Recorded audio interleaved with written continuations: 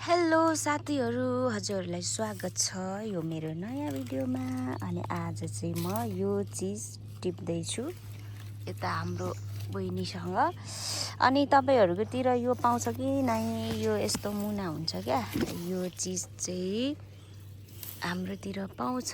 अनि यो चाहिँ यसलाई चाहिँ सिप्ली भन्छ।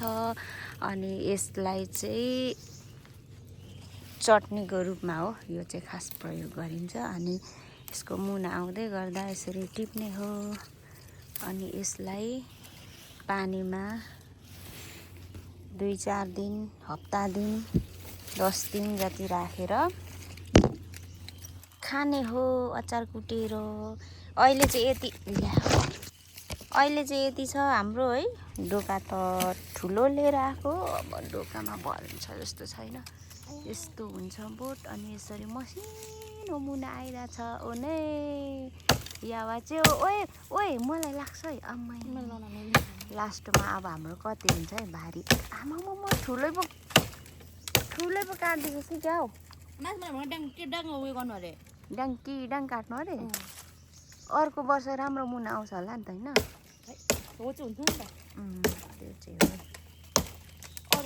यसरी यस्तो जङ्गलमा खोज्नुपर्छ साथीहरू। हेर्नु त यो सिपिली भन्ने चिज पनि के होला नि? यो त थाहा हुनेलाई मात्रै थाहा छ है। यहाँ त बोटै देखेको छैन हौ। यति भइसक्यो हौ साथीहरू। हेर्नु त आमै, झन्डै एक टोकै हुन्छ कि क्या हौ। यसको त साथीहरू होइन, अचार चटनी पनि खाइन्छ, प्लस तरकारी सब्जी पनि खाइन्छ कि यो चिजको चाहिँ क्या। यस्तो दामी हुन्छ नि।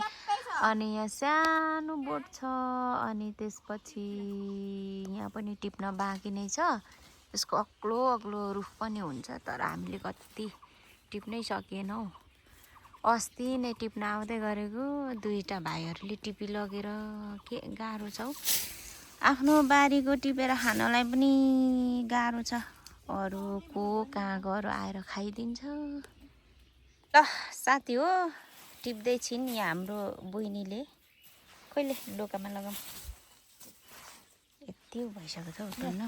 आम्मामामामा गाठे, वाट इज दिस? यो के हो? सिपिली हो होइन त साथी हो। अब चाहिँ यो लास्ट बोट है। लाग्छ है। त्यसपछि त जाने साथी हो। आजको बिहानभरि त सिपिली टिप्दै गयो टाइम।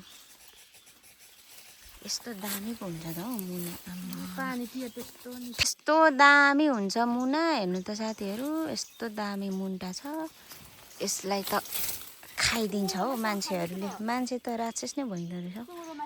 सुँगुरको मासुसँग यस्तो दामी हुन्छ। तर यस्तो आलो होइन है। अघि नै मैले भनिसकेँ, पानीमा चाहिँ पहेँलो भइन्जेल डुबाइराख्नुपर्छ क्या। त्यस्तै 4-5 दिन, हप्ता दिन, 10 दिन, त्यसपछि जति दिन राखे पनि हुन्छ। अनि खाने हो मस्तसँगले।